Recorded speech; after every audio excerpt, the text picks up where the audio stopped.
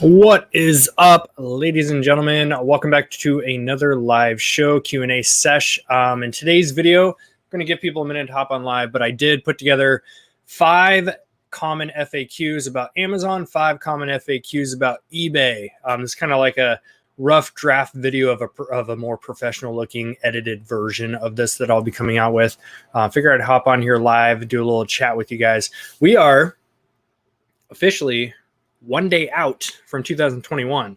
I am definitely pumped and ready for it. I'm also pumped and ready for a 3-day weekend. I did take 4 days off for Christmas. It kind of lined up perfectly this year where it was a Thursday, Friday for Christmas Eve, Christmas, and then New Year's Eve, New Year's. So we're definitely enjoying a few extra days off just to really do a lot of self-reflection. I'm all about doing that final push towards the end of the year to crush some of those goals. We actually far surpassed our goals as of like a week ago. So I've just been kind of on chill mode this week and just enjoying, just soaking up everything that we accomplished this year. So let's dive in. Let me know if you guys can hear and see me okay, and we'll get going on our episode today. For those of you following along the channel, how are you liking the new series that we dropped? We got episode 1 published. Episode 2 will be coming out. My goal is to record just little clips throughout the whole week of the different eBay stuff that we're doing. So it's called the eBay Reboot. If you didn't see that, go check out our channel. It's just bringing back some life to our eBay store. Started at $900 in sales for a rolling 30-day total. That was after it just we did no listings for 9 months. So we were stuck at about $900. 8 to 900 was the average for rolling 30 days just naturally. Now it's up to 2,500 or something like that, just based on the sales we've had from doing 5 listings a day. Nothing fancy, nothing over the top, just consistency every single day. So if you guys are enjoying that new series, please let me know, because that kind of helps guide me onto what types of videos you guys would like to see more of. What is up? What is up? If you guys are just watching in for the first time on a live show, please comment in the chat below. Let me know. Also, let me know where you guys are watching from. It's always amazing to see where everyone is watching from. The internet, like, you guys ever have these times where you sit down and just think about how powerful the actual internet is? Like, we can sit here and talk to our friends and family and maybe even a room full of people here locally. But the fact I could just hit go live and this thing broadcasts out worldwide, it's kind of crazy.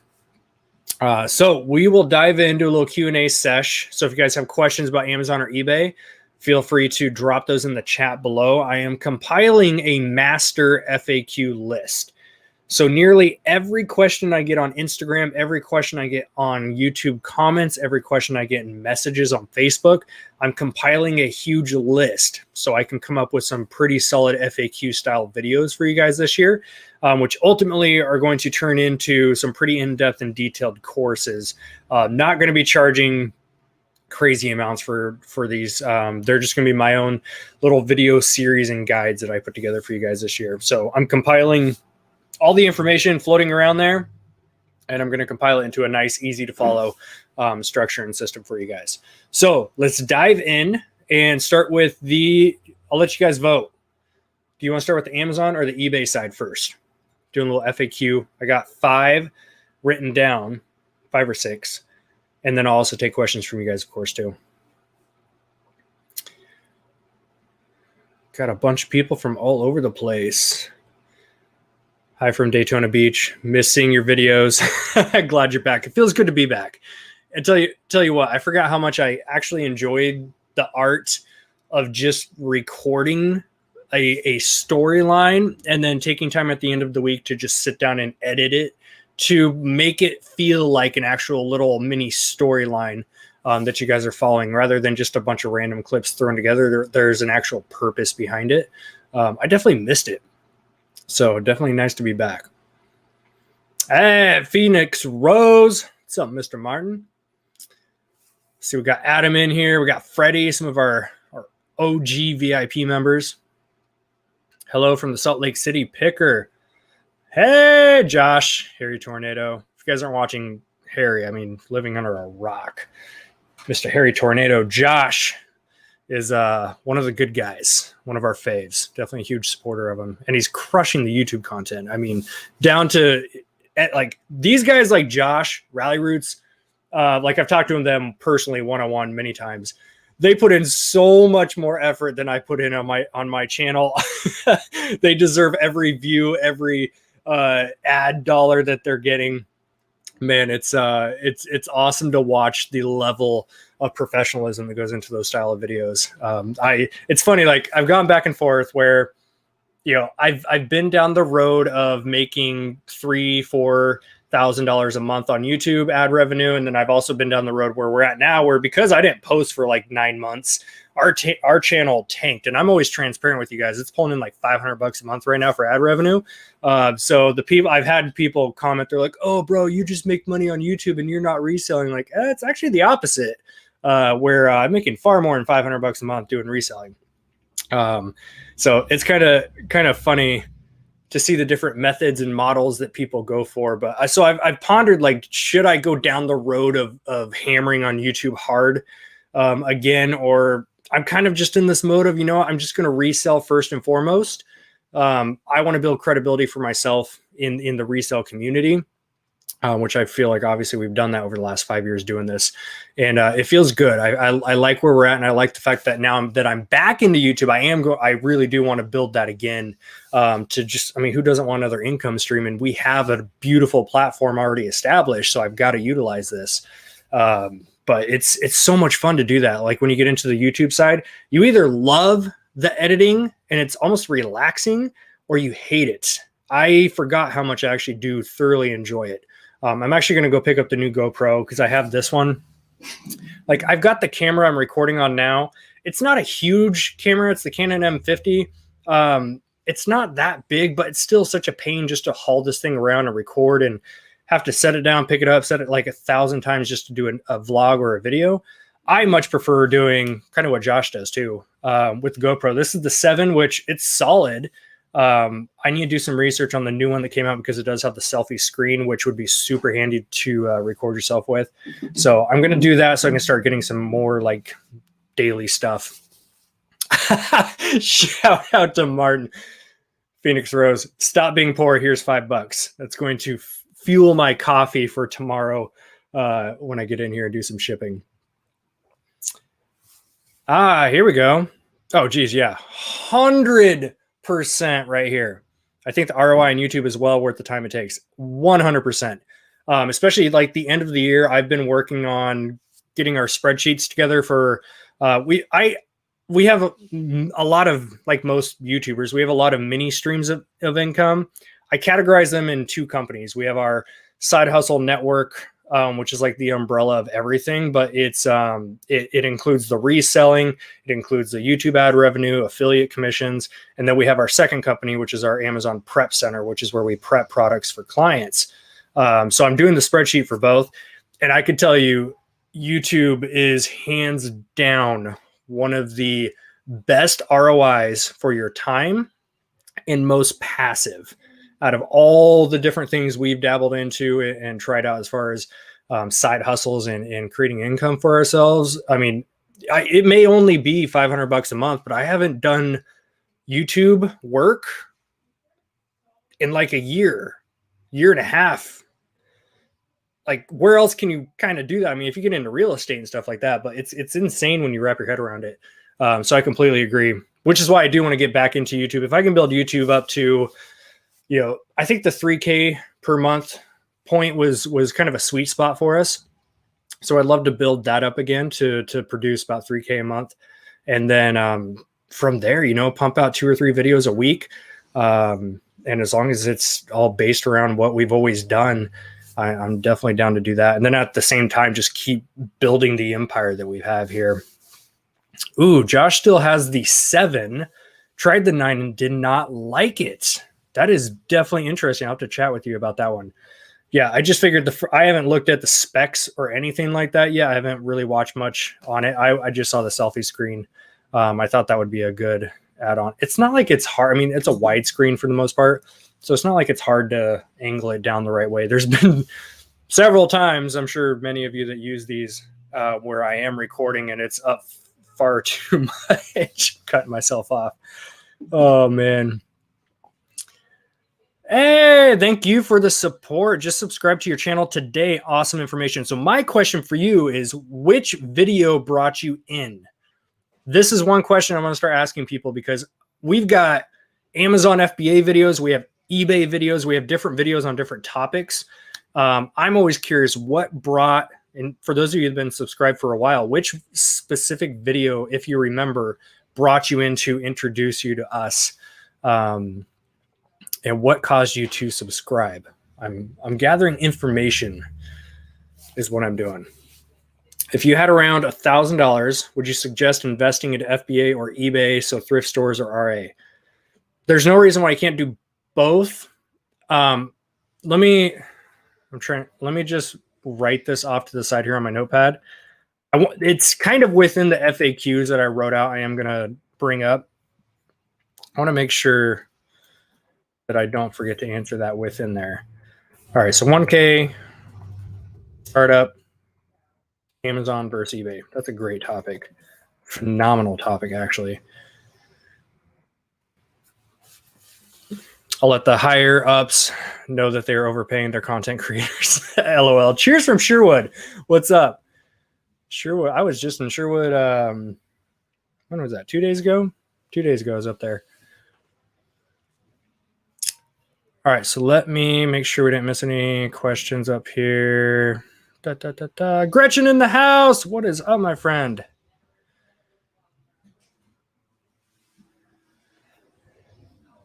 All right, so let's dive in. Open Q&A session. So if you have questions, please drop those in the chat. I'm keeping a log here off to the side on my notepad, kind of a master FAQ list that I can make videos on.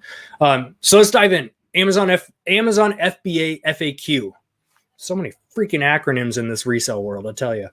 So these are just the most common, and I did no research on these. I literally just kind of rolled through my Instagram DMs and just pulled out some of the most common questions that I get asked several times a week. Ooh, Christopher Grant up in the house. There's another familiar face. Awesome human being, great content creator, and great service provider. So if you guys are not following Christopher Grant, please go subscribe to his YouTube channel.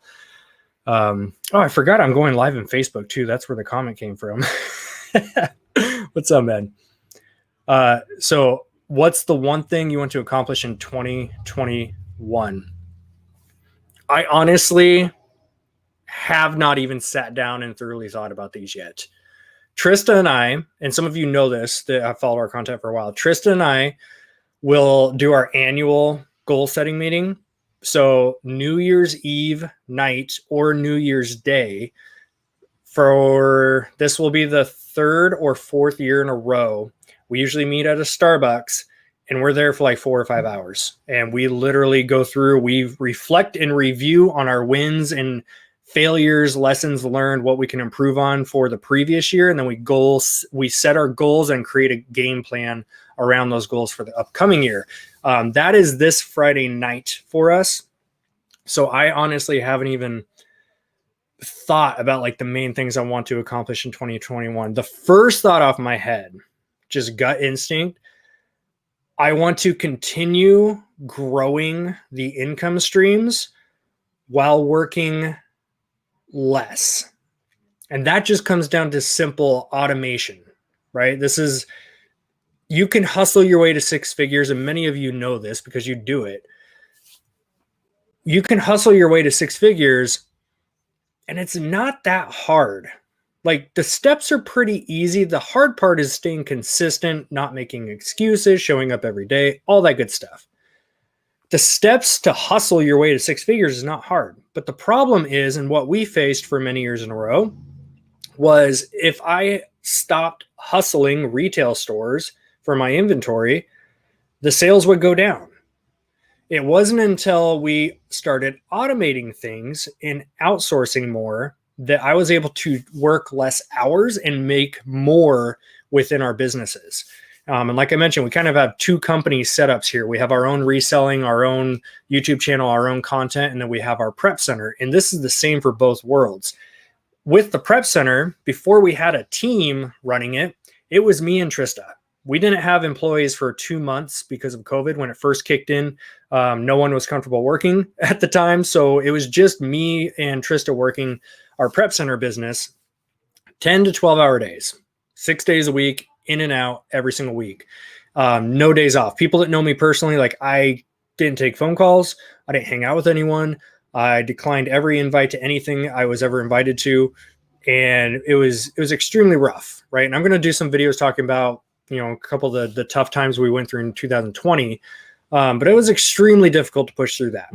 And that was a prime example of hustling the prep center. And it was producing great revenue, but I was still trading time for money. So even if I was pulling in 10K a month or 15K a month, just hustling it myself, which is about what we were doing, 10 to 15K per month back then. And I was able to, collect that, pay our overhead as far as the warehouse, as far as supplies, boxes, all that stuff. Let's say at the end of the day, I was able to pocket 7 or 8K. Great.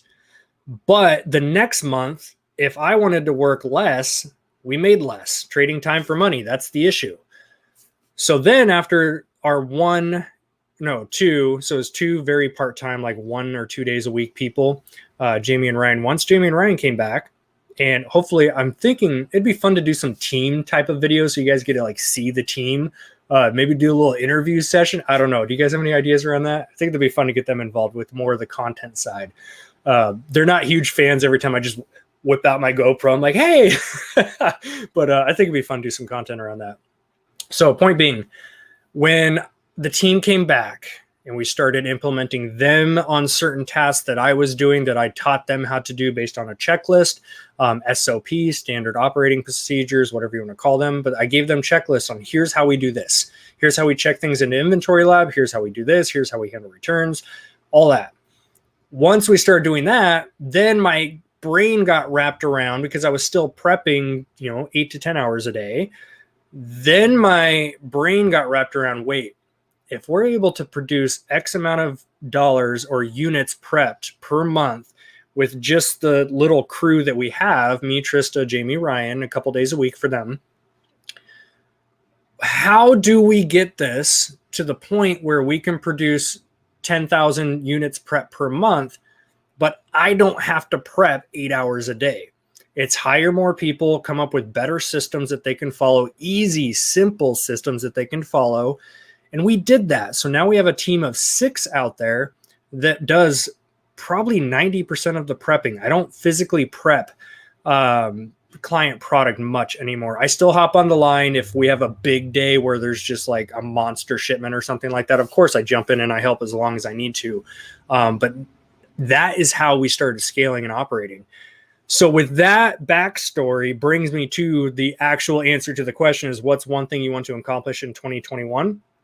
I want to keep growing the businesses without me having to physically hustle it to make it happen.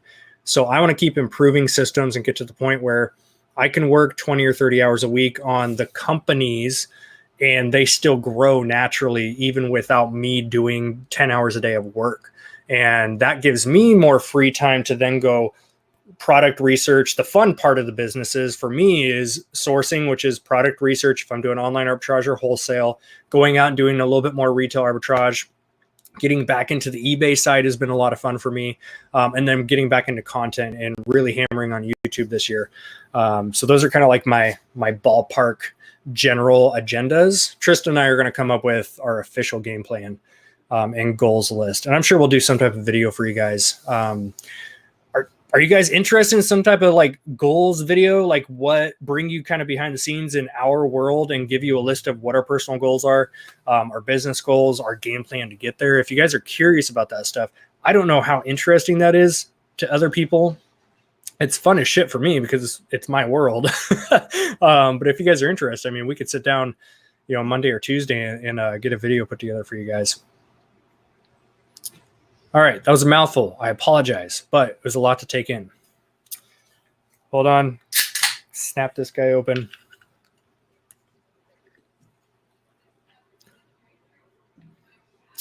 All right, here we go.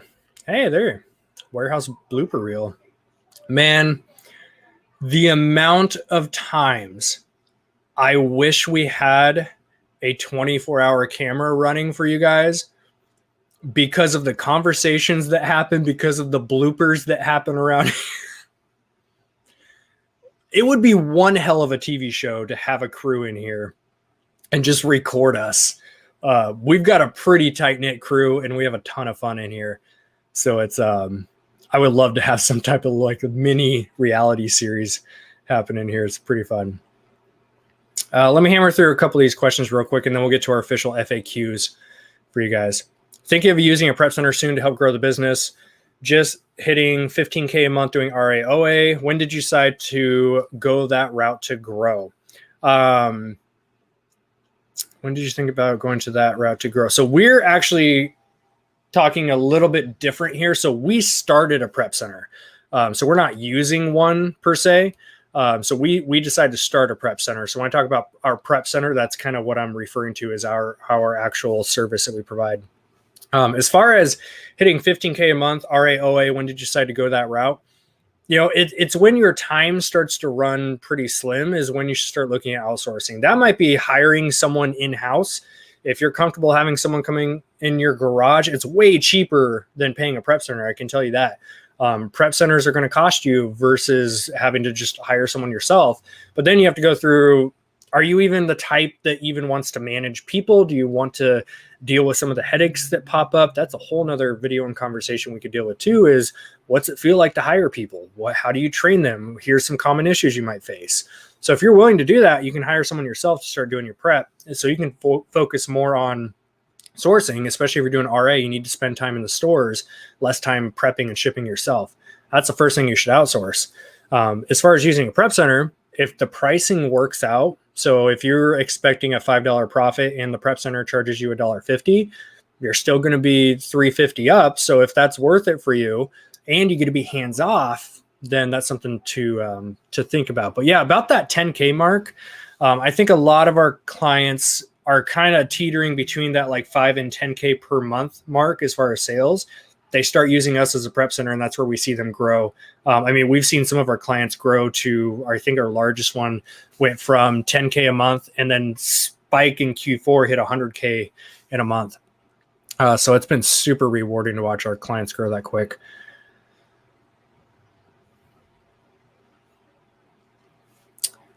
All right, I promise I'm going to loop back through here and cover some of these questions I see coming in because they're pretty solid questions.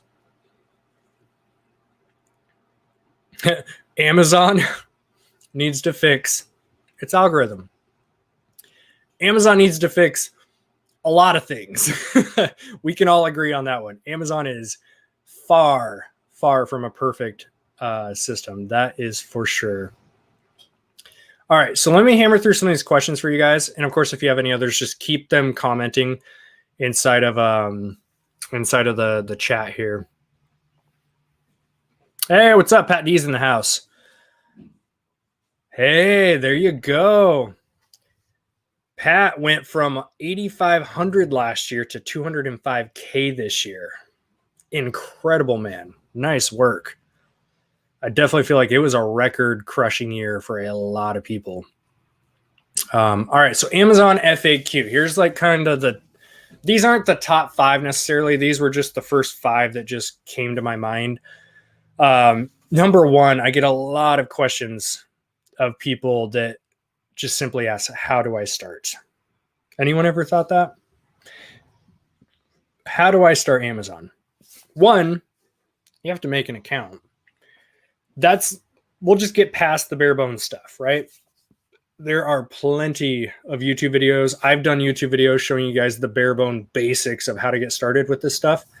Oh, hold on. I got email pop up here. So how do I start? You've got to decide which method you want to start with. We're talking about Amazon. I'm going to do another eBay FAQ after we're done with these ones. So how do you start with Amazon? Tip number 1. These are not in any specific order, but these are just the first thoughts. All of these answers, by the way, may not be the correct ones for you. They're just my experience, what we've done with our business and what we have seen and experienced with our clients as well. How do you start with Amazon? My first tip would be you need to choose a model. Some people have the patience and the capital to get in and learn the private label world. That is a very small percentage. Let me just put that out there. That is a small percentage of people that can just start from scratch, dive into PL, and rock it, right? You've got to have capital. You've got to have patience to learn the ins and outs. How to, it's all based on getting your product into the ranking system is that whole game. So I would definitely, probably not recommend starting with PL because you need to learn Amazon first so you can better understand it. Especially Amazon just changes every freaking week. So you have PL, private label. You have wholesale, which also requires more capital than other methods. Wholesale is a little bit easier to get into than PL in my experience. Some people disagree, and that's okay. You're allowed to disagree with anything I say. Next would be OA and RA, which is online and retail arbitrage. I think that's kind of the home base for most of us and where a lot of people start. Why do I still do RA and OA after 5 years? The simple fact that it's the quickest turnaround capital you can do in this business. Wholesale and private label take capital up front that you may not see back for several months. And especially private label, it might take you 3 months just to get your stuff from China here. Once it's here, you prep it, ship it to Amazon, and then you have to get it ranked. Like there's a many months lead time with a lot of these products. But RAOA is one of the best ways to start for a few reasons. One, it requires less capital up front. You still need some money to get started. Don't get me wrong. It's not like eBay where you just go flip free shit and then all of a sudden you're making it. You got to start with some cash, right? So let's say you have $500 to start, whatever the case is. You invest it into RAOA, and we'll dive a little bit more into that. RAOA, once you start flipping some products, you turn that 500 into, let's say, 750. Hopefully you're reinvesting 100%, which trust me, you need to be doing. Once you start to flip that more and more, let's say you turn 750 over and over and over and over. Now you have $2,000. Cool. Keep doing that, but also start taking chunks aside and prepping that up for maybe a wholesale order. And that gets into a whole nother conversation of getting wholesale accounts, sorting through catalogs, all that stuff. This is just rough draft version of this video. Then from there, you are going to look at your different options. Do you continue with RAOA and build that into a large scale operation? How long do you want to do this and build it out of your apartment or house or garage? Maybe you need to look into getting a small office space and then you upgrade to a warehouse down the road. That's all. There's different tiers and phases that you're going to go through. And for some of you like us, this was a 5-year journey so far, right? Some people crush it and they get to where we are within a year, right? Good for them. You are each on your own journey. So you just need to put your blinders on and focus on what phase you are in. But that's how you start. You choose a method. I would recommend RAOA for a couple reasons. It requires less capital to start with. You can turn it around very quickly compared to wholesale and PL. And 3, it's going to help you learn the Amazon system a little bit better rather than if you just jump into wholesale. If you approach a brand or a distributor and you expect to know what you're doing with their products, they can see right through that typically. Some of them are going to ask you specific questions. How do you plan on helping us move this product? Blah, blah, blah. The more confidence you have in how Amazon works and your ability to move product in that channel, the more chance you have, the better chance you have of getting in with some of these distributors and wholesalers and brands and ultimately, hopefully getting the brand exclusive or some cool deal like that. We just recently had an opportunity pop up where, and I talked about this on Instagram, if I had not spent the last 5 years practicing and getting really damn good at my craft, getting even down to the last 6 months, if I had not taken the time and energy and money to put into training a team, getting the new warehouse space that we have, implementing our systems, trials and errors and failures and getting backup, if I had not put in that time, I would not have been able to say yes to this opportunity that just crash landed into our lap, where we now are partnering with a company that has a few brand exclusives on Amazon, and we get to be on those listings now. An incredible opportunity. We have 9 pallets of a couple thousand units on their way, and I have no anxiety about it. It was the largest order we've personally ever done, which is not anything amazing. It was 14K in one shot, which we've never done. We've done a lot of these like 5 and 6K deals, but for us, it was a huge jump. So a little nauseous, but I have confidence in it because of the practice I had with all the years of RA and OA. So now I can venture into the wholesale side, like actual wholesale, not just liquidation stuff. Now I can venture into the wholesale side with confidence. And that's just going to open up more and more opportunities as we start to get more into that. So that's why I love the fact that you can start with RA and OA for those reasons. And ultimately, it will help you build a really rock solid foundation. That leads into question 2, which is how much capital do I need to start? I personally recommend starting with $1,000. That's if we're talking like from scratch. You need to first look at, yes, you can use a standard printer. I would highly recommend you just pay up and get yourself a Rollo printer.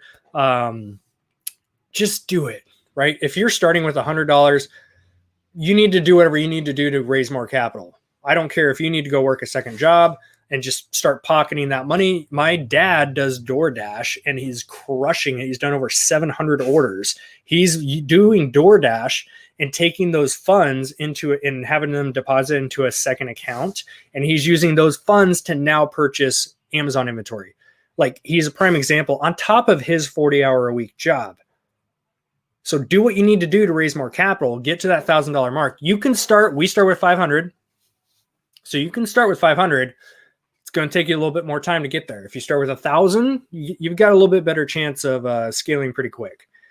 So you need to get a thermal printer. I don't care. I use the Rollo for our shipping labels. And because I'm lazy and don't want to swap labels out back and forth, we also have a Dymo 450, which prints out our FNSKU labels. They're just side by side. I love that setup. And that's essentially the majority of what you need to start is get yourself a good thermal printer. Dymo 4XL, great when it works. Very frustrating on the, a couple times a month that decides to break down. That's what happened to us. So we eventually just got Rollo. That's what we tell people to get. It's just the best printer out there. So, by the way, I need a sponsorship. If Rollo is watching this, that'd be great. Someone put in a good word for me. So that's kind of my premise of the capital thing. You need a little bit of money for supplies. You're going to need some labels. I would recommend you get yourself a thermal printer. I would recommend that you're going to need boxes of some sort. You can go around and hustle grocery stores for free boxes in the beginning. That's fine. But eventually you need to treat this thing like a business. You don't see large scale companies going and dumpster diving for boxes, right? It's all about saving your time at some point.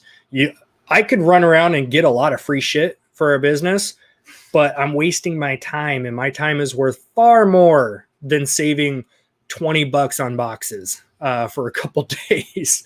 So get yourself some equipment, get yourself some basic supplies to do your shipping. Once you have that down, then you have money left over for inventory. Let's just say you spend $250 out of your 1,000 to get some basic supplies and all your startup stuff. Now you are ready to go. You have $750. Download the Amazon Sellers app. Get to work. You will be restricted in hundreds, if not thousands of brands. All the fun brands you want to go sell, you'll be restricted in. Guess what? You need to just go and focus on the brands that you are approved for. Get some metrics under your belt, which just means sell some shit and get positive feedback. Show Amazon that you are actually active. Then you can apply for those brands, hopefully get auto approved. If you can't, then you need to do the legitimate way of getting approved, which is going to a distributor, which carries that brand, order a minimum of 10 units, submit that invoice, and then hopefully get approved if you get the right rep. You might be declined 3, 4, or 5 times. Just keep reapplying with that invoice. That's as simple as it needs to be for getting approved. Now, there can be some side tips and a whole nother video on this, which I will do at some point. But for now, that's the basics you need to know. Because I do get the question oftentimes, which is number 3 I wrote on here. What if I'm restricted? Get unrestricted or sell things you're approved for. Black or white, cut and dry. Too many sellers are so hung up and focused on the wrong things in this business that they're wasting time and energy on things they have no control over.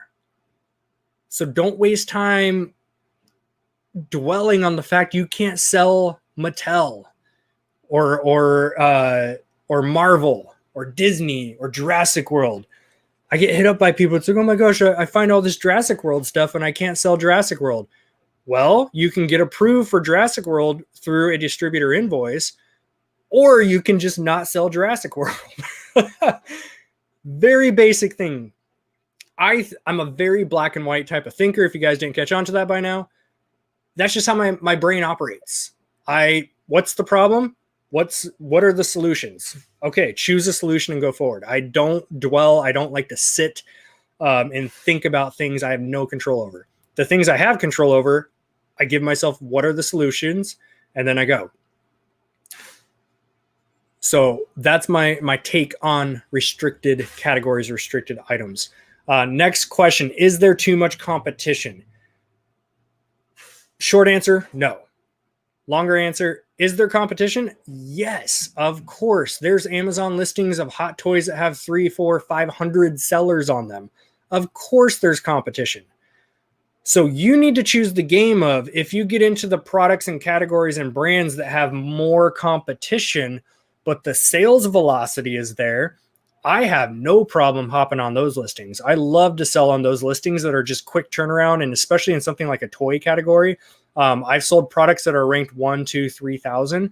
There's 100+ sellers on them, which detours a lot of people away. But if you look at the data, and they're selling thousands of units a day. There's more than enough room to go around there. So I have no problem hopping on those. Another game I love to play is going for the slower ranked items, because people typically stay away from those. So if you have something that's ranked 200,000 in toys, a lot of sellers are like, oh, that's a bad rank. I'm not going to sell that. So there might only be 3 or 4 FBA sellers on there. That's a golden opportunity, because they might just be priced too high. No one's running PPC. Like, something's going on that listing that's causing that product not to sell. If you come in and add that value in there, that missing link, you then can start making those sales with less competition and bring that rank down closer to number 1, which means it's selling faster. So is there too much competition? No. And that just depends on how you're going to look at it. And it depends on which type of category too. Like, whole nother conversation. You get into the wholesale and private label world, certain certain categories are going to have way more competition than others. So a lot of these topics we can deep dive into in other videos. I mean, they're each an hour-long conversation. I just want to hammer through some of these for you guys. You guys still with me here? We good? We got 80 viewers. I mean, someone's taking something out of this, right? Man, it feels good to be back, by the way. I've had all these thoughts stirring my head for months and no one to talk to about them. So you guys get to be that. I get to just brain dump here on this microphone. What do I do with customer returns? Again, I am a black and white type of thinker. It's a love-hate relationship I have with myself. I would love to have certain qualities, and I've tried so hard to create them so they come out of me. I'm me. Here's what you get. I'm a black and white person. I've learned to accept it. What do I do with customer returns? Here is a situation, a topic, a subject that way too many people spend way too much time and energy dwelling on. Oh my gosh, I got a customer return. What do I do?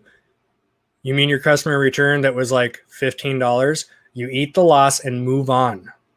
If you want to be a larger scale business, you've got to act like a larger scale business, right? You don't see Walmart dwelling over a $20 loss.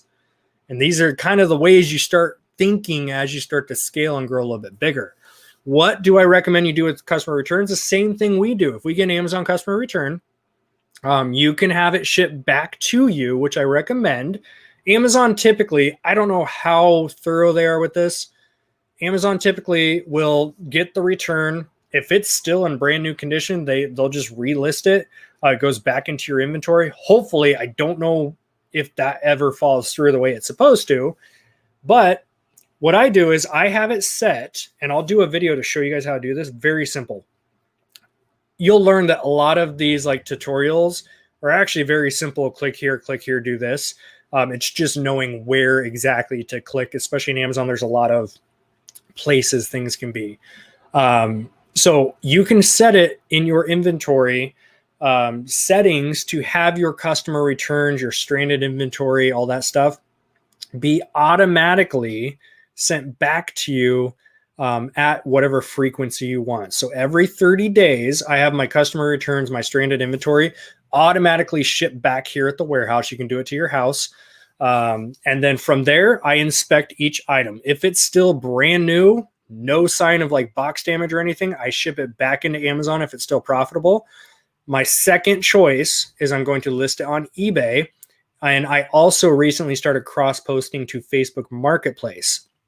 With Facebook Marketplace, you can not only do local pickup, but you can also list as a shipped item as well.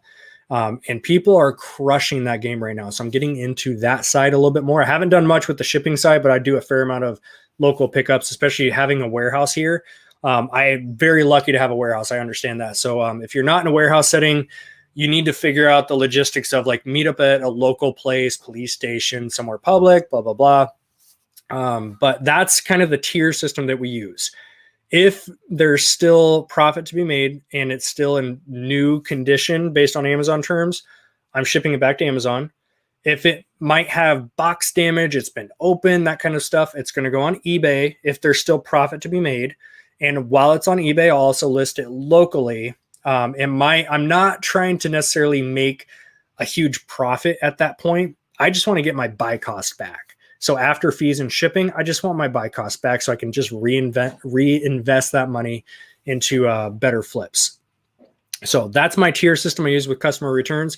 If it comes back and it's mangled and I can't at least get my buy cost back, I'm donating it. Sometimes to Goodwill. Sometimes we have, different local shelters and stuff like that. We've recently, obviously with Q4, we had toy drives going on. So we donated a lot of stuff to toy drives. There's different options. That's my tier system I use. I keep it black and white. I spend zero time and energy. I did in the beginning, just like everyone does. I spent the first year. Oh my God, I got a $15 customer return. I want to get that money. How do I? No, I've got bigger and better things to focus my time and energy on, not wasting it on customer return stuff. Now, if you have customer returns that are hundreds of dollars and like legitimate returns and issues, obviously take care of that. But in general, I see people freak out over 10, 15, 20 bucks. Like, come on, man. Your time is worth way more than that. Your energy is worth way more than that. So that's my tier system I use. And if you guys have any other methods of liquidating customer return stuff, please comment below. Let me know. All right. Last one. I'll take a quick breather because I'm busting through these. Answer some comments here that we have live, and then I will go to the eBay FAQ side. If you guys have any more Amazon FAQs, by the way, please just comment below. I'll get those answered. Last one with Amazon. Doesn't Amazon have high fees? There's different variations of this question. I've had people be like, well, doesn't Amazon have high fees? The statement that a lot of people say is, oh, I don't do Amazon. They take way too much in fees. Or the other one is, this is my favorite. Amazon. I tried Amazon FBA, but the fees took all my profit.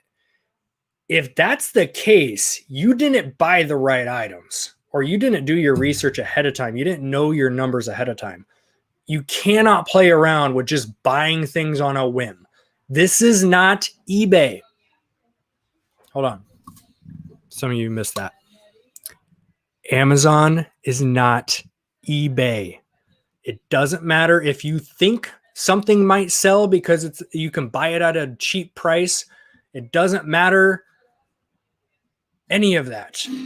What matters on Amazon is data.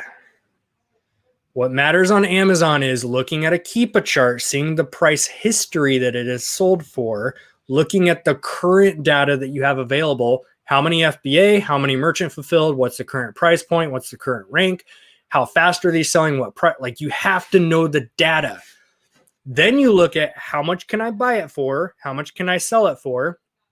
If you are surprised by Amazon FBA fees, there is literally an Amazon FBA sellers app and a desktop version calculator that you should 100% of the time be running your products through before you buy them. A lot of people I've talked to and I've heard them say, I can buy it for 5 and sell it for 15. So that means that I get to take home 10. No, you should have run that through your Amazon Seller Central app or the FBA calculator on desktop and seen ahead of time, what are the fees? What's my shipping into FBA going to cost? What's it sell for? You subtract all that, take your buy cost out, and then what are you left over with? That's your gross profit there, pre-tax. Let's be technical here. So there should never be a time where you are surprised by an Amazon FBA fee. Now, there's rare occasions where a listing dimension might change or something crazy like that. Rare occasion. You should not be surprised by Amazon FBA fees. Do they take a high amount? Absolutely. Amazon can take 30, 35%, which is a huge amount, especially compared to the other platforms like Mercari, Facebook Marketplace, eBay. Huge amount. But it doesn't matter how much of a fee they are taking. If you can buy it at a certain price and sell it for a certain price, even after a large fee, if there's profit left over, you're making money. Who cares if they take their chunk? They're going to take their chunk. You are tapping into the largest marketplace in the e-commerce world. Like, yeah, they're going to take their chunk.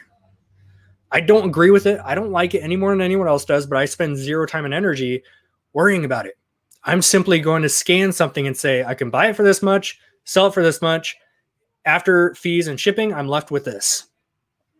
Yep, going to buy it, or nope, not going to buy it. Move on. That's a simple way that I look at it. That's been my rant of the day. I will take a quick breather and chit chat with you guys in the chat here. All right, first, what's up, Richie Hustles? Hi, Chaz. You were on one of the channels I started watching 3 years ago. They helped me get started on Amazon. Much respect. Awesome. Thank you so much for the support, especially for those of you longtime viewers. Man, you guys have seen us go from our garage, like straight up hustling out of our garage for the first 2 years of our business, into like our tiny little 600 square foot warehouse. And then we upgraded to a massive 1,500 square foot warehouse. And then now we're in our massive 2,000 square foot space. Like, we're still small in this big pond of e-commerce, but with our blinders on, focusing on our own journey, like, we're damn proud of the progress we've had. So for those of you longtime viewers, much appreciated. All right, man, you guys have been active in the chat here. I'm going to try to bust through as many of these chats as I can. If I miss yours, just please re-comment. I'm scared to do Amazon. Best tip to get over that: do Amazon. I wish I had a better tip, but it's like asking, I want to do push-ups. How do I get better at push-ups? You do more push-ups. I want to get better at running. How do I get better at running? You get out there and start running. How do you get better at Amazon? Preface, you've got to understand the basics, which are all on YouTube, here on our channel, on tons of other channels. But once you understand the basics and you do your first shipment, like, make the mistakes, go through the failures, feel the fear, do it anyway, all that good stuff. Once you do your first shipment, you then will have more confidence to do your second shipment. Once you do your second shipment, you then can do your third a little bit quicker, a little bit better, a little bit faster. And then you get into your fourth shipment, and by your fifth one, you're like, damn, I got this. Why did I put it off so long?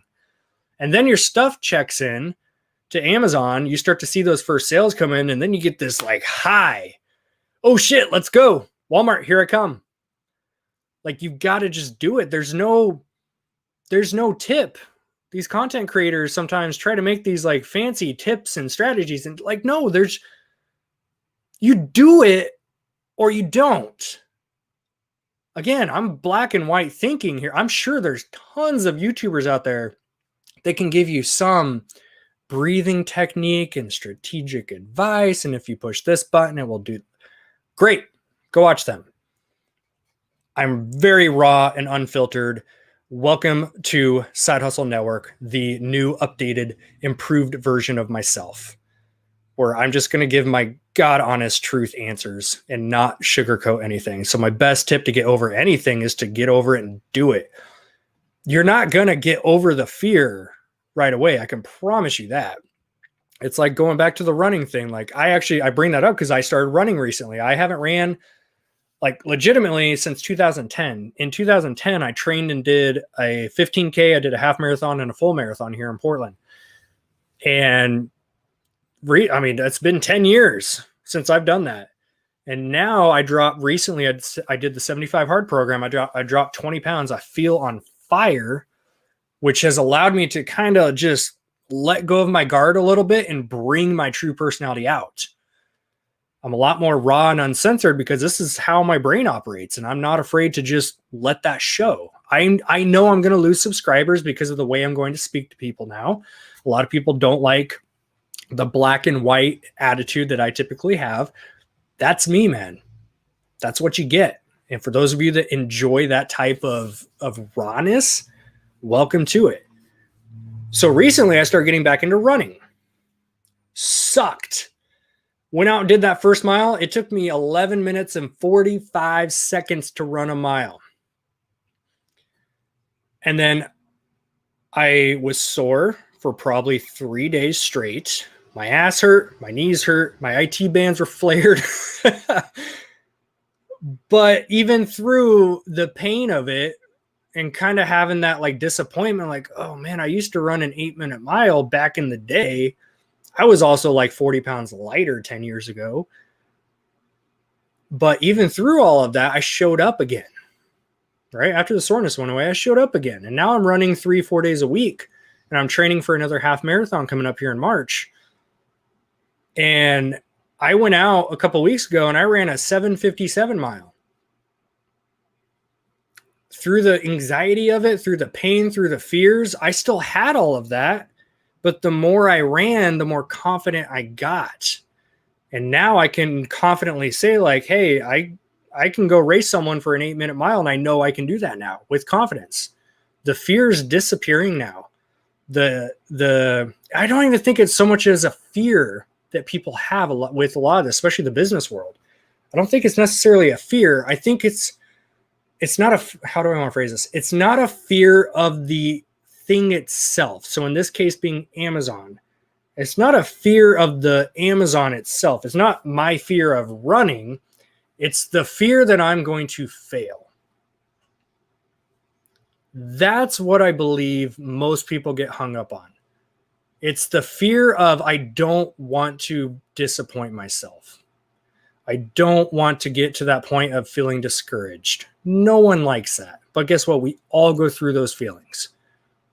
So if you learn to just get over that and be okay that if you fail, great. You hopefully learn something from that and you can get back up and do it a different way and find the way that works for you that you are going to succeed with. So for me, I legitimately had to watch videos on how to improve my running, down to my posture, my breathing techniques, learning to clear my head, not shrug my shoulders and be tense when I'm running. And I started doing these things. And I'm getting ready to run a 10K, which is 6.1 miles. I haven't done that in 10 years. I'm doing that literally on Friday. I ran 4 miles yesterday, not even sore today. I'm building confidence through all of the pain, the fear, the anxiety. It's the same thing you're going to go through when you start Amazon, when you start eBay, when you start any business. Doesn't matter if it's e-commerce or starting a brick and mortar or selling out of a mattress store. All of it's the same premise. It's all the same mentality. You're going to be fearful of it. It's not fear of the thing itself. It's fear of what if I don't succeed with it? I'm going to be discouraged. I'm going to disappoint myself again. Like I've been down those roads many, many times. I of all people probably have a longer list of failures and quitting on things and disappointing myself than a lot of people. That's just the truth. But when you learn to just show up and do it anyways, You get more confident. That's my take on it. I know that was a very long-winded answer, but hopefully that helps bring some clarity to at least one person watching this. Do I know any wholesalers? I know many of them, but I'm not going to tell you what they are because I had to work for them like anyone does. Says Facebook user. I don't know who's saying this, but your video quality looks great. Thank you. I decided when I came back into the YouTube scene, I'm going to put some actual effort into it this time. So I got the DSLR running, not just a regular webcam. I got the lighting set up. I got a key light. I got a hair light. I got the backlight, whatever that's called, practical. Got all my nerd stuff going on back here. Yeah, take it from Martin himself. We're talking 7-figure seller here. Started with RAOA and now into wholesale, getting into PL. Wholesale PL is kind of the major leagues, but you learn so much doing RAOA. 100%. You can learn the entire Amazon game on RAOA. It doesn't have to be both. You could choose either or a combination of both, but that's like your training wheels. And then boom, once your training wheels are rock solid, you know how to ride that thing. Wholesale PL. That's kind of the long term there. Where did I get that shirt? Was this one of the ones? My mom and dad got me this one. I think it was from Kohl's. I showed them Kohl's and Kohl's Cash and how that system works, and now they're addicted to it. So yeah, they hooked me up with this one. Do you think selling groceries on Amazon, where you buy groceries wholesale, would be a good business strategy? 100%. You've got 7- and 8-figure sellers in a grocery game. Martin, Phoenix Rose, grocery. Like you can make 7-figure income, not take home income. Let me correct myself there. I'm going to get trolls and he said you can make 7-figure in sales, whatever you want to take home, depending on what you want to tell the IRS, on selling food on Amazon. That's a thing. It's a real thing. We have many of our prep center clients that sell a ton of groceries. We'll bubble wrap in a poly bag, ship it into Amazon, and they make their money. Absolutely great business strategy. Was I grandfathered in? Yes. I'm completely transparent about that. I don't try to pull off this like, oh, I had to get no, I did it. I know I'm super lucky in that aspect. I am not lucky in a lot of aspects because I worked my ass off to achieve certain things, but I was really lucky to be an early account. So I have a 5-year-old Amazon account. So I was grandfathered into Nike, basically all the major brands. I'm still restricted in like Little Tykes and some of the brands like that. I don't find a lot of Little Tykes and different brands like that. So I have no desire right now. If I start finding Little Tykes and different brands I am restricted in, I'll follow my own advice. I'll find a distributor that carries the brand and blah, blah, blah, blah, blah.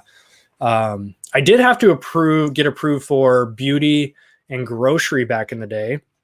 Cause that was a thing. You had something called the Big Three, which was beauty, grocery, and was it just health back then or personal care? Like now they're kind of like a meshed category, but back then that's what was considered the Big Three. And you had to get approved for each of those. So I did have to get an invoice and get approved. Beauty took me like 4 tries. Same invoice, 4 different times because the reps kept declining it. 4th one must have been in a good mood, so he approved me. All right, when should you start an LLC? If I can go back in time, because we did not do a lot of the advice we give out now, we're telling you that not because it's like something we're hammering on you to do, but it's because we should have done that a long time ago.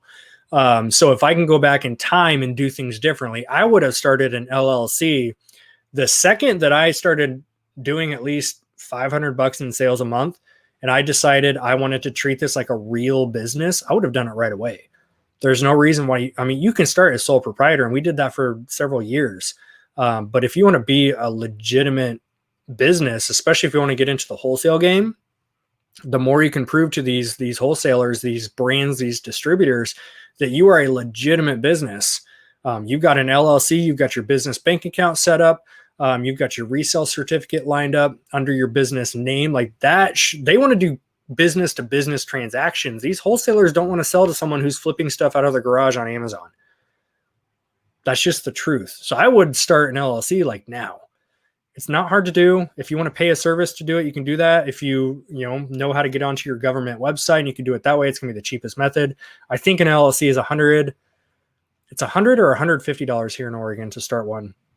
Some states are crazy. I've seen people say, yeah, it's like $700 to start an LLC. That's insane.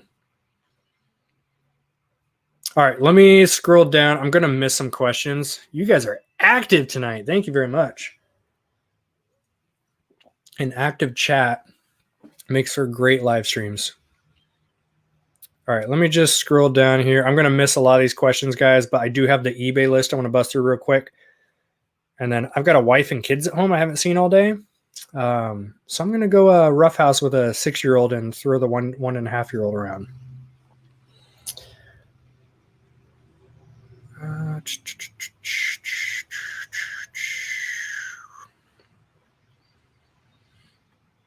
Mel asked, most wholesalers require you to have a reseller's permit. Yes, legitimate ones will.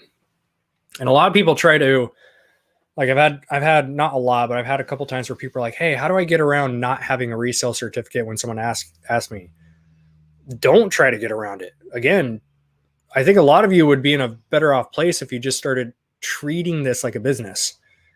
Like, it's a mentality thing. You have to learn to act as a company when you present yourself to these wholesalers. The more you can do that, the better off you're going to be. So stop trying to make shortcuts for it.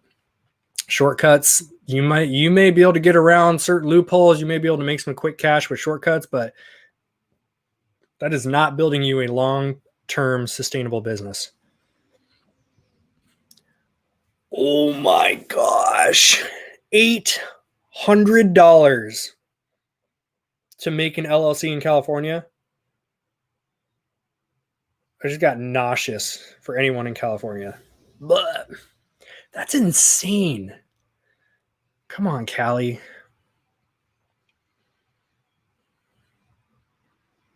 What's up, Adam? That way they know you mean business and aren't just going to buy once and that will be it. Yeah, 100%. And like, put yourself in their shoes.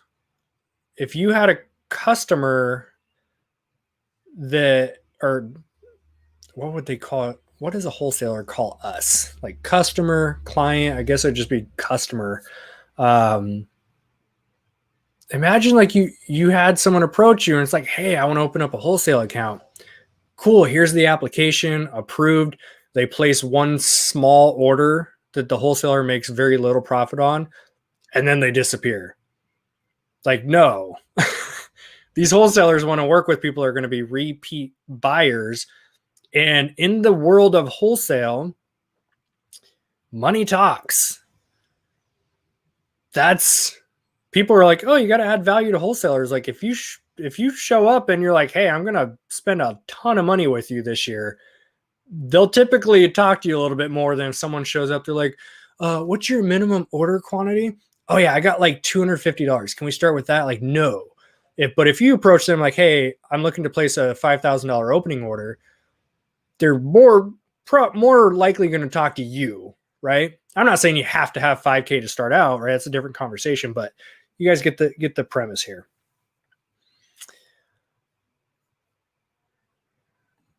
Most are moving out of Cali anyways. We might too. Yep, 100%. Even Oregon. I mean, Texas is still on our radar. So we're looking at Trista's flying down to Texas in a couple weeks with her mom. So her mom's buying a house like soon, like in the next month. So Trista's going to fly down and start kind of doing some browsing because we need a 10,000 square foot warehouse down there. That's going to be location 2 for the prep center. That's where we're personally moving. I don't know if we officially announced that anywhere, but we are officially moving to Texas, San Antonio area. So we need a 10,000 square foot warehouse. And like, we want that to be the home base. I'm talking like home base. That's kind of our 2021. It'll be later in the year after summer, probably. I don't know if it'll be like right before Q4, like at the end of the year. We don't know that yet. But yeah, Texas is definitely on the radar. So Trista's She's not doing like a meetup or anything, but she will be down in Texas in a few weeks. All right. Here we go. We all caught up on questions there. So eBay FAQ real quick. I can't believe we still have people watching this. If you guys are enjoying this content, this video, the new series we're putting up, the effort we're putting back into the channel, please do us a huge favor. Hit the like button. Be sure to subscribe if you are watching this and you are not subscribed to the channel. All right. eBay FAQ. And of course, this is just like quick off the top of my head types of questions I get all the time. So if you have other eBay questions, please comment those below. I'm going to hammer through these and then we're going to clock out for the night. I appreciate you guys being here. Number one eBay question. How do I start? Even recently inside one of our Facebook groups, I had somebody say that they want to start eBay. They just have no idea where to start.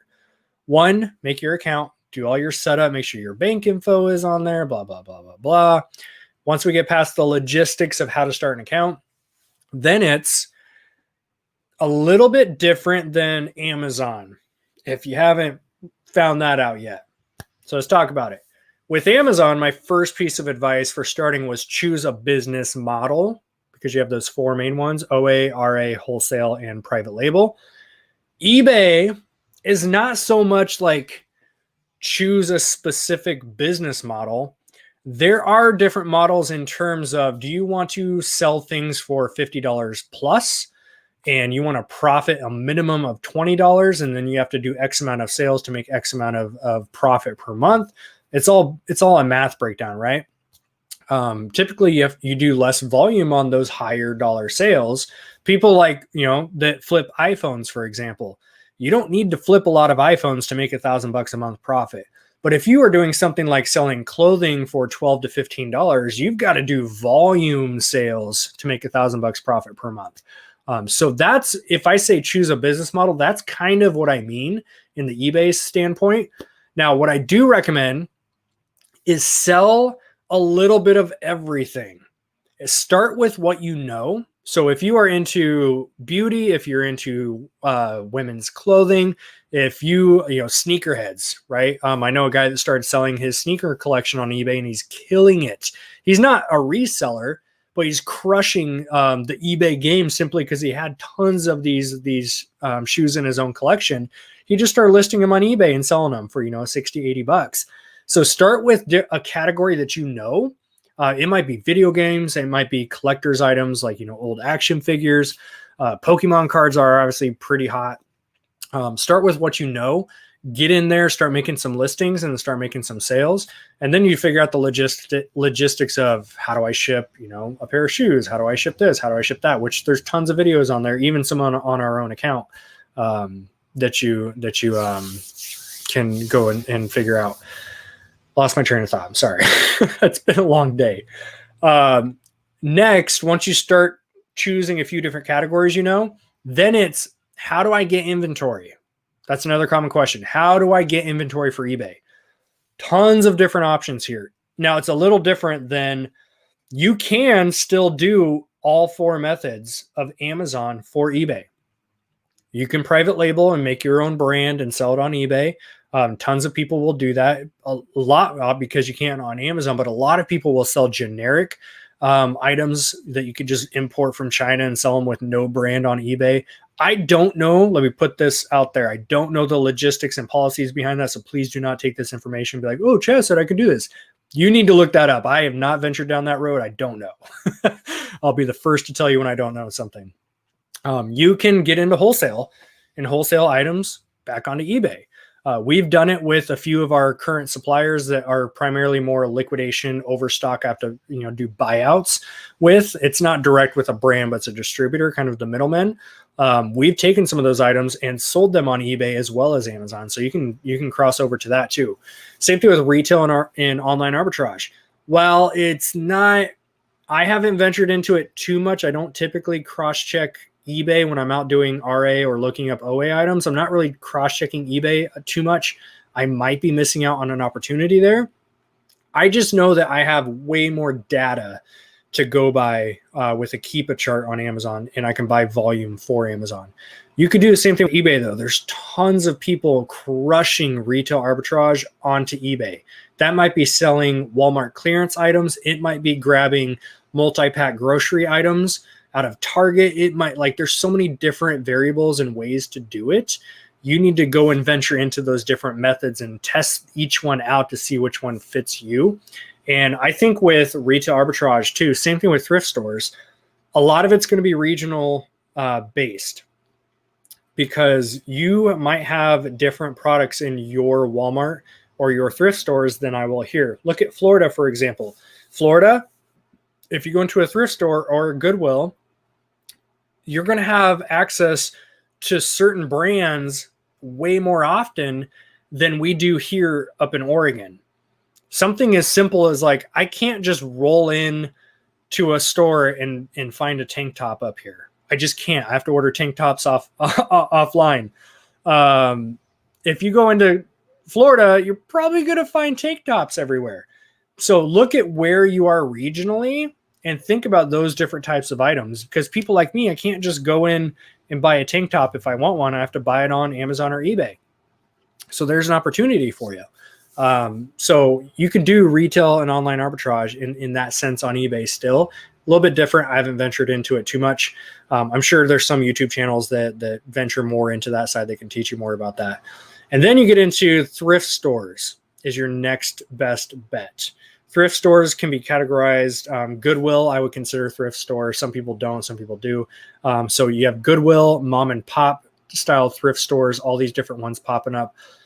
Thrift stores, each one's so different. It's hard to, like, give you tips on each style, but you need to learn the thrift stores in your area. So for example, I know certain Goodwills that put out electronics on certain days. Like, it's a weird setup. They will backlog some of their electronics and then bring them out in batches rather than just trickle them out through the day like I think most Goodwills do.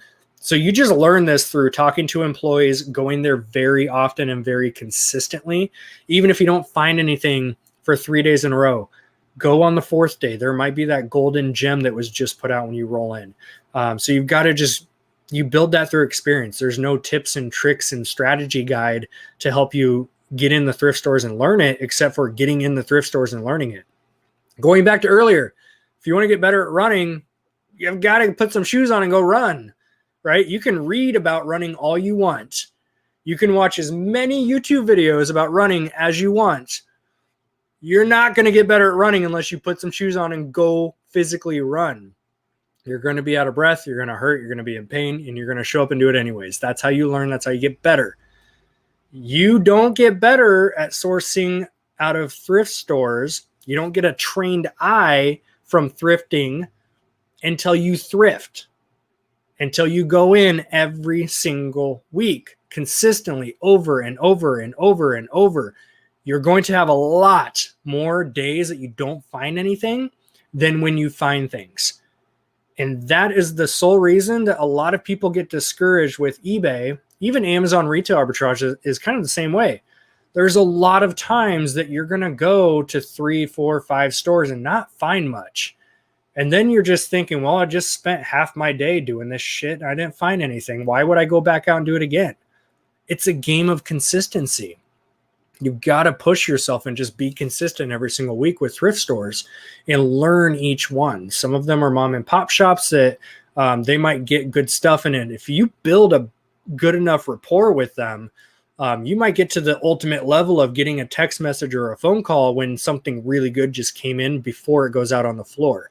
That's the name of the game right there, is getting those types of connections. That's going to scale your business way quicker than a lot of other methods. So that's how you get better at the thrift store game. Sure, come onto YouTube and watch all the videos you need to on what are the best shoe brands to look for, what are the best clothing brands, what about electronics, like learn the basics. But once you know the basics, you're only going to get better at getting thrift store items to sell on eBay by going into thrift stores. The time that you are spending watching YouTube videos is time out of the stores where you could have found something. The time you spent watching this video, you could have just missed an opportunity to make $100 profit on one single item in a store. I'm not saying stop watching videos, stop watching the channel. We appreciate the support. But the premise being, don't waste more time than you need to watching videos and learning. A lot of people get stuck in analysis paralysis and, the learning jail. They're just watching and consuming and consuming and consuming. But when's the last time your ass was in a store? Go shop. You don't get a trained eye until you go shop thousands of times. I've had people that come shop with me, or source, whatever you want to call it. I've had people that come sourcing with me, and we'll, go into a Goodwill, and immediately I'm like, I want to look this up. I want to look this up. Sure enough, profit. And they're like, how did you know to pick that up? I was looking at these other things. I didn't even look at that. It's because I've seen it before. I've spent thousands of hours in stores. I've spent hundreds of hours prepping and shipping and listing items that maybe were not that profitable. So now I know better when I go back into a store not to buy that at this price. It comes through experience. That's how you learn. Thrift stores, estate sales are the same way. Estate sales have their own methods. Fridays are usually when they start. There's going to be a line at the door. It's very cutthroat, but you can typically get the cherry pick stuff. Second day, kind of middle ground. Last day is when I love to go. I learned this from my buddy Jake and our buddies, Jake and Erica, Portland Pickers. They've trained me to actually just not even worry about the Friday opening sale. Go on the last day because it's typically half off, or even better is that where they're willing to negotiate on a bulk deal if you buy a lot. Or you can clean the entire estate out at a dirt cheap price, or even get paid to clean it out and keep what you want. So there's so many different methods, but thrift stores, estate sales are going to be your top methods. In my experience, the most profit we've made have been from thrift stores, estate sales, and garage sales. Garage sales, yard sales, whatever you want to call them. Those are our top three sourcing opportunities that we've taken advantage of over the several years that we've done this. So that's a basic outline of where to source. Are you guys still with me here? We good? Are we good to go another like 15 minutes? Yay, nay? You guys let me know. Goodwill's like a box of chocolates, baby. You never know what you're going to get. All right. Next is it better to list from my phone or my computer? My answer is whichever one you want to do. I've timed them out myself, and this is going to depend on physics. If you have really short thumbs, you can't list as fast as someone with long thumbs on a phone. So you might want to go to your keyboard on a computer, right? There's no right or wrong way to list. I know some people have timed themselves and they're like, oh, I'm twice as fast on the computer. Cool. I've tested myself. I'm about even on both. I much prefer my phone because I can literally just take a 5-minute break, put my feet up, and do a few listings right there without having to like pull my computer out, put my SD card or like airdrop my photos onto it. Like I just don't enjoy listing from my computer. That feels like work to me. But for me I've done it in the grocery store line. Just a couple days ago, I was standing in the grocery store line. There was, 3 people deep. So I had a good like 5 to 8 minutes of wait time. So I was like, well, I've got batches of photos on my phone for this purpose. So I pulled my phone out in Safeway and I did 2 listings by the time I checked out. So I prefer having them on my phone. I'm fairly quick at doing it from my phone. That's just what I'm comfortable with and confident with. So I do them mostly from my phone. You can probably be just as fast or a little bit faster on your computer. I can't tell you which one to do. I would say start testing both and see which one you're quicker at.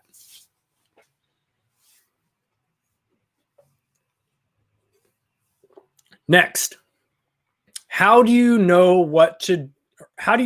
different variations. How do you know what your shipping cost will be when you're listing an item? 2 ways. 1, you can pre-package it. You can measure the dimensions out, input them into the calculator, and kind of get a rough estimate that way. You can use Pirate Ship to get an estimate if you want to do USPS. And then option two, you can just get really good at estimating. And that's kind of what I've done. So I've shipped literally thousands and thousands of items. So I'm one of those people now. I can pick up an item and be like, well, okay, that's under £1. It's going to be first class, which is going to be, between $4 and $5.50. Next step up is if it's over £1, can I fit it in a padded flat rate envelope? That's going to be about $7.75. It was $8.15 for the price increase that they had. I just shipped yesterday and saw it drop down to $7.75 again. If it is not going to fit in a padded flat rate, my next question is it going to be under £2? Because then I can get that $8 to $10 range in USPS priority, depending how far it's going, of course. If you have anything over £2, typically you're going to bump into that, like, I forgot what the actual tier is. It's like $14 to $16 range, something like that. And then from there, it would be FedEx ground is where I'm going to start looking up anything that's a little bit heavier or bigger is always FedEx. But you get really good at checking out both options as far as USPS, FedEx. UPS is now back on the schedule, so I saw they're popping back up as an option. You get to the point where you just get really good at eyeballing some of this stuff, unless you want to pre-package and put in your dimensions ahead of time. Calculated shipping, you can do all that good stuff. But again, it's like anything. You get better at eyeballing this stuff and knowing what the price is going to be for shipping by shipping. That's just the nature of the game. Last common question. This is probably the most common question. Why aren't my items selling? A couple reasons. One, you have to understand that eBay is a combo lock. You've got all these little variables that if you don't have the right combination, that unlock is not going to happen. That sale is not going to happen. The unlock, the combos, the numbers you have to figure out that's going to work for that listing. One, do I have an item that is in demand? Here's a very powerful tip for many of you that I had to learn at one point in my life. Your items might be bad items. Yeah. You might just have crappy buys. Liquidate them and get better stuff. That's just how it is sometimes. Just because you got something cheap doesn't mean it's going to sell. At least one of you needs to hear this again. Just because you got something cheap doesn't mean it's going to sell. Let that sink in if you need it to sink in. Oh my gosh, what do we have going on in the chat here? Oh, man. All right, hold up, guys. I gotta... All right, there we go. Where's Gretchen? I need my admin. All right, break over. If you have bad items that are not in demand, there's no history of solds, very slim chance you're going to sell that, and especially sell it at a profit. You might have some... Now, there's a whole category that this doesn't really apply to. And that's getting into like the rare, the vintage, the antique stuff that you really don't have data on. You just have a trained eye for. That's a whole different conversation, different category. But in general, some people, including myself in the past, I would buy things just because they were cheap and I thought they would sell for X amount of dollars. And guess what? They did not. So I had to just cut my losses and move on. The combo lock, not in any specific order. You need to have items that are in demand. There's buyers out there that want that item. If you have an item people want to buy, then you look at, okay, what price point is someone willing to pay for this item? That's where you can look up Terapeak. We'll show you the actual long history of a product or types of products, sold history, all that good stuff, versus just 99%. Well, I literally had my battery percentage pop up, and that's where percent just came from. Let me close this out. 90 days is what your typical like sold history will show. So you have which price point is somebody going to pay for this. Photos will tell a story on a product. So make sure you've got good photos. We've all seen really crap photos sell. I don't get it. Like, you've seen pictures of like the product and someone's foot in the background and it still sells. I have no idea. But in general, and there's so many logistics videos out there. I don't need to walk you through this. White background, blah, blah, blah. Make sure the item takes up the whole square, like all that good stuff. Go look up, Rally Roots has some great videos on that stuff. Tons of people have good videos on it. I'll do one, but it's going to copy what everyone else is doing because we're all doing the same thing, right? You've got to have an item that's in demand. You've got to have a price point someone is willing to pay for it. You've got to have a decent photo, and that's your main photo. With photos, also take more photos of the product. A lot of people, when you scroll through sold history and you start to do some research, you see that they only took a main image photo. So if you've got a product and you just take one photo, that's all they're going to see. Take at least a photo of the front, back, both sides, top, bottom, maybe not top, bottom, depending on the product, but that's my general mindset with this. I take all four sides, top and bottom, and then if there's any extra features, if there's dents and scratches, if there's box damage, take photos of all that stuff. Detailed, high quality photos. Like, people love macro views, especially when it comes to looking up box damage and stuff like that. I always take up close photos so they're not going to be deceived by any means. They're not going to be like, oh my gosh, that was so much bigger of a scratch than I thought. Like, no, I make sure they know exactly what they're buying. So photos are another part of that combo lock. Then you have your title. This is where you get into the SEO part. People aren't going to find your products unless they have all the keywords they need that are pushed into that search engine that's going to have eBay push that up into the search results for you.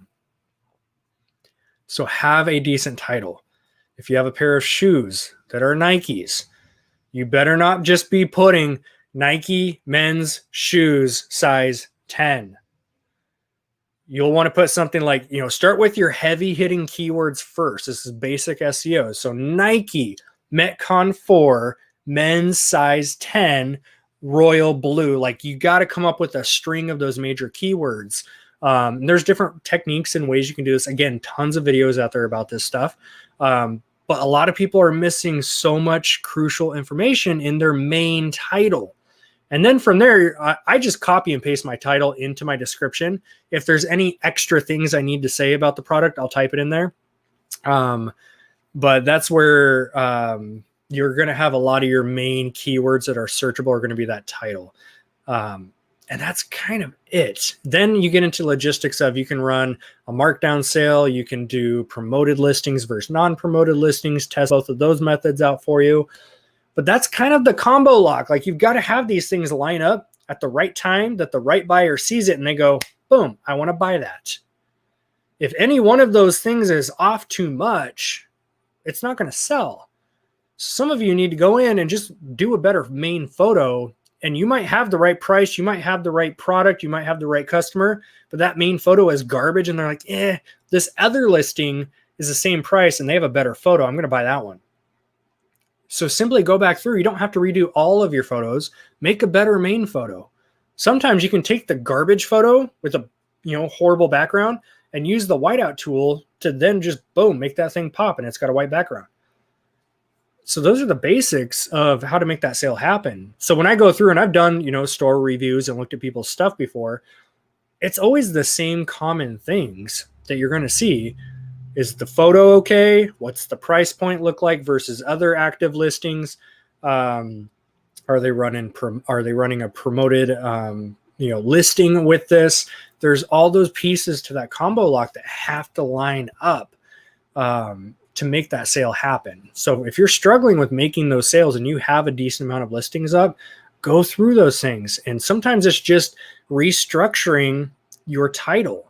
Because it's not, you can have the right price, the right photo, the right product, but it's just not showing up in the search result because your title, the words are just not in the places they need to be searched, right? So if you have Nike men's shoe, royal blue Metcon 4s, if the word Nike is at the end of that sentence, that phrase, that title, it's probably not going to show up. But if you've got those heavy hitting keywords up front, that's where you're going to have a better opportunity. And that's it. Those are the top eBay questions that we typically get. My gosh, do we have more? I have no idea what's going on right now. All right, hold up. I got to do another one. Put user in time. My gosh, man. Oh, I miss live streams. All right, I'm going to wrap it up here, guys. Do you guys want me to start coming back on, do more live Q&A like this? Do you guys get something out of it? Because if you do, I can, Tristan and I can come up with a dedicated day and time again to start coming back up here, doing some content for you. How much capital to start with on Amazon FBA? That was literally one of the questions earlier on in the video. So come back through and watch this video again. Yeah, just got my $600 stimulus. Goodwill and thrift stores about to be lit. I got to check my account and see if we got ours. I'm definitely flipping it. I'm going to turn that 600 into 5K. Ooh, would that be a horrible video idea? I'd probably get so much hate on that video if I did the title and like fancy thumbnail. It's like, I turned my $600 stimulus check into $5,000. Clickbait, clickbait, clickbait, clickbait. Oh man, I should do something like that. Although I don't want to face the hate I would get on it. Oh, I would get so much hate on that video.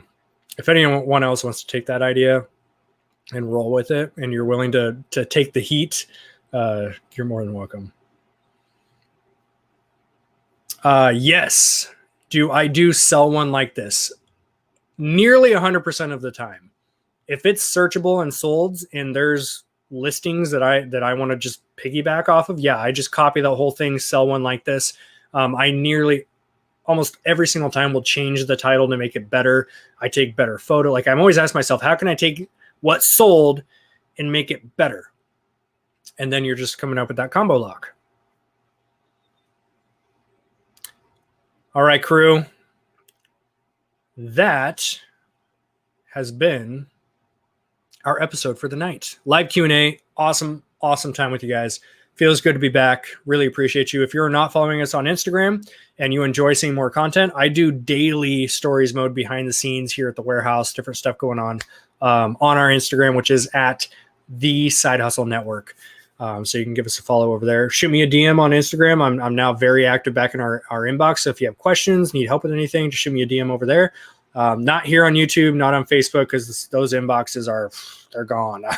they're way too deep for me to even want to go venture into. But Instagram is pretty active for me. So definitely hit me up over there and we will chit chat. Aside from that, you guys have an amazing evening. Happy New Year, by the way. Tristan and I we'll have the kiddos with us. So I don't know. We'll see how they do. We might do a live tomorrow night just to pop on, say hi, answer a few questions for you. It's definitely not the same without this half of me, my better half, to help me out here. So you guys have a great night. If I don't go live tomorrow, please have an amazing and safe New Year, and we will see you guys in 2021. It's been Chad, Side Hustle Network. Peace out.